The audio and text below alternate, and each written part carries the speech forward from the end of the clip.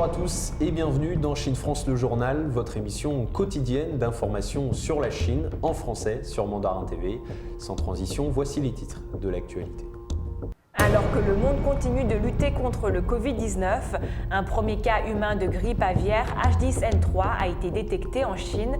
Rien d'inquiétant pour le moment selon les autorités.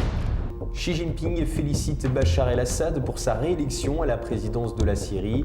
Le président chinois lui a adressé lundi un message en insistant sur les bonnes relations entre les deux pays. Pourquoi le Tibet mise-t-il sur les sciences et les technologies? Dans le secteur agricole, elles permettent de renforcer la productivité de la région. 90% des diplômés des écoles professionnelles supérieures chinoises trouveraient un emploi dans les 6 mois suivant l'obtention de leur diplôme. La plupart ont été embauchés par le secteur privé. La réglementation sur le gaspillage alimentaire entre en vigueur à Beijing. Les prestataires de services de restauration qui ne respectent pas les règles risquent désormais jusqu'à 1 570 $ d'amende. Zoom sur cette réforme à la fin de notre journal. Une nouvelle épidémie est-elle à craindre? Mardi, les autorités chinoises ont indiqué qu'un premier cas humain de grippe aviaire H10N3 avait été détecté dans le pays. Toutefois, selon la Commission nationale de la santé chinoise, le risque de voir cette transmission se propager à large échelle est très faible. Faut-il s'inquiéter de cette découverte faite en Chine? Mardi 1er juin, les autorités sanitaires chinoises ont rapporté dans le pays un premier cas humain de grippe aviaire H10N3. Ce tout premier cas de transmission entre l'animal et l'homme du virus de la grippe aviaire H10N3 a été repéré dans la province de Jiangsu, située dans l'est du pays. Selon la Commission nationale chinoise de la santé, il s'agirait d'un homme de 41 ans habitant à Zhenjiang. Comme le souligne la Commission, aucun cas de transmission à l'homme de la souche H10N3 de la grippe aviaire n'avait été signalé auparavant dans le monde, mais selon elle, le risque de voir cette transmission se propager à large échelle est très faible. On rappelle que la Chine a réussi à faire drastiquement baisser le nombre de cas de Covid-19 sur son territoire. Selon les derniers chiffres de la Commission nationale de la santé, le pays enregistre au total 91 000 cas et 4 636 morts liés au coronavirus. Et on se souvient en 2004 qu'une souche H5N1 du virus a été mise en avant en raison de son danger. Entre 2003 et 2012, 573 cas d'infection humaine par le virus H5N1 ont été relevés, dont près de 60% ont été mortels. Jeudi, Bachar el-Assad a été réélu sans surprise président de la Syrie. Pour un 4e mandat, Xi Jinping, le président chinois, a tenu à féliciter son homologue, rappelant dans un message adressé lundi l'amitié entre les deux pays depuis 65 ans. Le président Xi Jinping a adressé lundi un message de félicitations à Bachar el-Assad pour sa réélection à la présidence de la Syrie. Dans ce message, il rappelle que les deux pays entretiennent une amitié traditionnelle et que la Syrie a été l'un des premiers pays arabes à avoir noué des relations diplomatiques avec la République populaire de Chine. Le président chinois dit attacher une grande importance au développement de ces relations et être disposé à travailler avec Bachar el-Assad pour profiter de l'occasion offerte par le 65e anniversaire cette année des relations diplomatiques pour que ces liens produisent de plus grands résultats. La Chine, ajoute-t-il, soutient fermement la Syrie dans la défense de sa souveraineté nationale, de son indépendance et de son intégrité territoriale. Il lui fournira une aide dans la mesure de ses moyens dans la lutte contre la pandémie de Covid-19, la relance de son économie et l'amélioration du bien-être de la population afin d'approfondir continuellement la coopération sino-syrienne, a-t-il déclaré. Nous rappelons que Bachar el-Assad a été réélu jeudi avec 95% des suffrages. Restons avec Xi Jinping. Le président chinois a appelé les secteurs scientifiques et technologiques nationaux à se concentrer davantage sur l'autosuffisance. Il souhaite en effet que la Chine devienne technologiquement autonome dans les prochaines années. L'autonomie et le renforcement de la science et de la technologie devraient toujours être considérés comme un soutien stratégique au développement national. C'est ce qu'a déclaré Xi Jinping sur CCTV. Le président chinois a appelé le pays à accélérer ses efforts pour devenir autonome en matière de science et de technologie. Les remarques de Xi Jinping faites ce week-end devant l'Académie chinoise des sciences et l'Académie chinoise d'ingénierie interviennent quelques mois après que le gouvernement a promis d'investir massivement dans les grands projets scientifiques et technologiques nationaux afin de devenir technologiquement autonome dans le cadre de son 14e plan quinquennal. La Chine est confrontée à une pression croissante de la part d'autres États, notamment en ce qui concerne le déploiement de la 5G et de la technologie des puces. Les équipements de réseau de Huawei sont actuellement interdits aux États-Unis, en Australie, au Japon, en Suède et encore au Royaume-Uni. Aux États-Unis, les entreprises nationales et étrangères n'ont pas le droit d'acheter de la technologie Huawei et de vendre à Huawei des produits contenant certaines technologies américaines, à moins qu'elles ne reçoivent une autorisation de licence. En raison de ces interdictions et sanctions, les revenus de Huawei en dehors de la Chine ont tous chuté en 2020, les baisses allant de 8,7% à près de 25% par rapport à l'année précédente. Malgré les pressions étrangères, la Chine a annoncé à la fin de l'année dernière ses aspirations à devenir un leader mondial de l'innovation d'ici 2035. Il y a 4 ans, le gouvernement chinois s'était fixé pour objectif de devenir un leader dans l'intelligence artificielle d'ici 2030.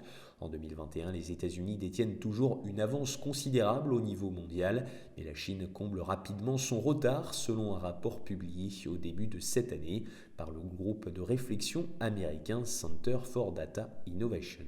Et justement, les nouvelles technologies, le Tibet les utilise massivement dans le secteur agricole. Un grand nombre de nouveaux équipements ont vu le jour dans cette région autonome, permettant aux agriculteurs d'augmenter considérablement le rendement tout en diminuant les activités manuelles. Les sciences et technologies dans les secteurs de l'agriculture et de l'élevage ont longtemps été au centre de l'intérêt pour l'innovation dans la région autonome du Tibet, au sud de la Chine. C'est ce qu'a indiqué le 28 mai le département des sciences et de la technologie de la région. Pendant longtemps, plus de 60% des investissements totaux dans la recherche et le développement du Tibet ont été injectés dans ces deux domaines, a déclaré le 28 mai Nordan, responsable du département, lors d'une conférence de presse évoquant les réalisations de la région au cours des 7 dernières décennies. Grâce aux efforts constants des travailleurs scientifiques et technologiques, un grand nombre de nouvelles technologies et équipements pour l'agriculture et l'élevage ont été vulgarisés et appliqués dans la région. Selon Nordan, plus de 150 nouvelles variétés de cultures au total ont été sélectionnées et les variétés ont été améliorées. Par exemple, l'orge des hauts plateaux l'a été à 3 reprises. En tant que principal produit alimentaire et culture de base de la région, les rendements d'orge des hauts plateaux sont passés d'environ 80 kg par 0,06 hectares avant la libération pacifique de la région en 1951 à 380 kg désormais.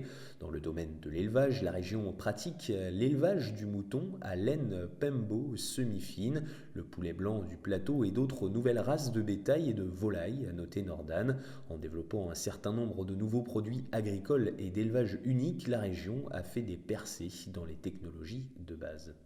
Direction Guiyang maintenant, la capitale de la province du Guizhou facilite depuis quelques mois la modernisation des entreprises grâce aux mégadonnées. La ville s'est également engagée à construire rapidement des projets modèles d'ateliers intelligents et d'usines intelligentes. Guiyang, capitale de la province du Guizhou au sud-ouest de la Chine, a intensifié ses efforts pour promouvoir la transformation intelligente des grandes et moyennes entreprises, ainsi que ses principales entreprises dans des secteurs tels que la fabrication d'équipements, en augmentant le soutien des entreprises à l'adoption des technologies de l'information et de la communication de nouvelle génération, comme les mégadonnées et l'informatique en nuage. La ville s'est engagée à construire des projets modèles d'ateliers intelligents et d'usines intelligentes. Jusqu'à présent, la proportion d'entreprises industrielles au-dessus de la taille désignée, migrant vers le nuage, dépassait 85% du total de la ville. En outre, avec un indice d'intégration des mégadonnées et de l'économie réelle atteignant 51%, Le niveau d'intégration entre les mégadonnées et l'économie réelle est passé du stade primaire au stade intermédiaire. Guizhou Hangyu Technology Development, une entreprise privée spécialisée dans la production de pièces forgées annulaires, est un bon exemple de ces efforts. Dans le passé, du fait que la température du four de l'entreprise était principalement contrôlée artificiellement, il était difficile d'atteindre une température précise, ce qui entraînait souvent une grande quantité de pièces forgées mises au rebut. Cela a non seulement abouti à un gaspillage de matières premières, mais a également réduit l'efficacité de la production. Après avoir été répertorié comme le premier groupe d'entreprises pilotes pour la transformation et la modernisation industrielle à Guiyang en 2017, l'entreprise a commencé à construire en collaboration avec un certain nombre d'instituts de recherche scientifique et d'universités des usines intelligentes numériques. Suite à la modernisation, notre efficacité de production a été augmentée de plus de 55%, tandis que le taux d'utilisation des matériaux a été multiplié par 4. En outre, le taux de produits qualifiés est passé de 88 à 99%. C'est ce qu'a déclaré Liu Zhaohui, directeur général adjoint de Guizhou Hangyu Technology Development. Il a ajouté que grâce aux mégadonnées et à la fabrication intelligente, la société est devenue l'une des rares entreprises de fabrication de forgeage dans la région Asie-Pacifique, qualifiée pour être un fournisseur de 6 des plus grandes entreprises de moteurs aéronautiques commerciaux au monde, ces produits étant exportés vers le Royaume-Uni, la Corée du Sud, l'Italie, la Suède et d'autres pays. Et ces transformations intelligentes sont possibles grâce à l'excellence des étudiants chinois. Selon un récent rapport, environ 90% des diplômés des écoles professionnelles supérieures chinoises ont pu obtenir un emploi dans les 6 mois suivant l'obtention de leur diplôme. La plupart des diplômés choisissent le secteur privé et les entreprises individuelles. Au cours des 5 dernières années, environ 90% des diplômés des écoles professionnelles supérieures chinoises ont pu obtenir un emploi dans les 6 mois suivant l'obtention de leur diplôme, selon un récent rapport. Le taux d'emploi des diplômés des écoles professionnelles est resté à un niveau stable au cours des 5 dernières années et le salaire mensuel moyen qu'ils reçoivent 6 mois après l'obtention de leur diplôme a augmenté de 7,37% entre 2018 et 2019. C'est ce qu'a rapporté China Education Daily cette semaine, citant le rapport compilé par l'Institut national des sciences de l'éducation. Plus de 93% des diplômés se sont dit satisfaits de l'éducation qu'ils ont reçue, selon le rapport. Selon le rapport, toujours, la plupart des diplômés ont été embauchés par le secteur privé et dans des entreprises individuelles, et leurs principaux employeurs sont dans les secteurs de l'éducation, de la construction, de la santé et du travail social. Le rapport indique que l'enseignement professionnel contribue également au développement régional. Il a déclaré que près de 60% des diplômés des écoles professionnelles supérieures ont choisi de travailler dans la localité de leur formation et 66% ont travaillé pour des petites et moyennes entreprises fournissant des talents pour le développement de l'économie locale.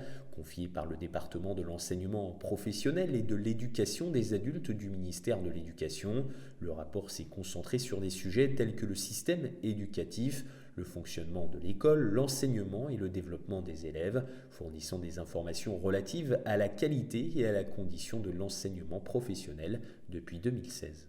Sur les campus universitaires, la violence diminue considérablement selon le parquet populaire suprême. En 2020, 580 arrestations ont été recensées contre plus de 4000 en 2017. Des chiffres qui témoignent des efforts consacrés à la sécurité au sein des universités. Le nombre d'arrestations et d'inculpations pour crimes liés à l'intimidation à l'école et aux violences sur les campus en Chine a diminué considérablement de 2017 à 2020 grâce aux efforts consacrés à la sécurité sur les campus. C'est ce qu'a déclaré mardi le parquet populaire suprême. En 2020, les parquets à travers le pays ont approuvé 583 arrestations pour des infractions à cet égard, contre 4157 en 2017, selon un livre blanc sur le travail des parquets liés aux mineurs publié par le parquet populaire suprême. Un total de 1341 personnes ont été inculpées pour des accusations liées à l'intimidation et aux violences à l'école, contre 5900 en 2017. Selon une analyse analyse divers éléments tels que le fait que les jeunes ont passé moins de temps sur les campus en 2020 en raison de la pandémie de Covid-19, ou alors les efforts du pays pour renforcer l'état de droit et la sécurité sur les campus ont contribué à la baisse des infractions concernées. Nous vous en parlions dans les titres, la réglementation sur le gaspillage alimentaire entre en vigueur à Beijing. Désormais, les prestataires de services de restauration qui ne respectent pas les règles risquent jusqu'à 1 570 $ d'amende. Le 29 avril dernier déjà, la plus haute législature chinoise avait adopté le 29 avril une nouvelle loi afin de garantir la sécurité alimentaire et lutter contre le gaspillage. Selon un règlement adopté le 27 mai par la législature municipale, les prestataires de services de restauration à Beijing qui encouragent, induisent en erreur ou obligent les consommateurs à commander trop de nourriture sont désormais passibles d'amendes allant jusqu'à 10 000 yuan, soit environ 1 500 $. Le règlement visant à prévenir le gaspillage alimentaire et à encourager un style de vie simple, vert et sobre en carbone est entré en vigueur jeudi après avoir été adopté lors d'une session du comité permanent de l'Assemblée populaire municipale de Beijing plus tôt dans la journée. Au terme du nouveau règlement, les prestataires de services de restauration ne devront pas fixer un montant de consommation minimum et devront clairement indiquer les articles de service et leurs normes de tarification. Toujours d'après le nouveau règlement, les plateformes de livraison de nourriture devront rappeler aux consommateurs de commander la bonne quantité de nourriture. Les prestataires de services de restauration qui fournissent de la nourriture via des plateformes en ligne devront quant à eux indiquer des informations telles que les spécifications des repas, la quantité de référence, le goût et le nombre suggéré de consommateurs sur leur page internet afin d'encourager la consommation de repas plus petits ou de définir des options de repas. S'ils enfreignent les règles et refusent de rectifier leur comportement, les prestataires de services risqueront des amendes allant de 1 000 à 10 000 yuan, a ajouté le règlement. Selon Liuho Xiaohe, chercheur associé à l'Institut des sciences géographiques et de la recherche sur les ressources naturelles de l'Académie chinoise des sciences, le nouveau règlement améliore les exigences éthiques au niveau juridique et normatif, offrant des garanties institutionnelles pour une gouvernance efficace du gaspillage alimentaire et suscitant plus d'attention du public. Parallèlement, la plus haute législature chinoise a adopté le 29 avril dernier une nouvelle loi sur la prévention du gaspillage alimentaire afin de garantir la sécurité alimentaire et de lutter contre le gaspillage. C'est la fin de notre journal. Merci à tous de nous avoir suivis. Et n'oubliez pas de vous abonner à notre chaîne YouTube et de cliquer sur la petite clochette en bas à droite de notre vidéo pour ne rien rater des dernières nouveautés de Mandarin TV. Très belle journée ou très belle soirée à tous sur Mandarin TV.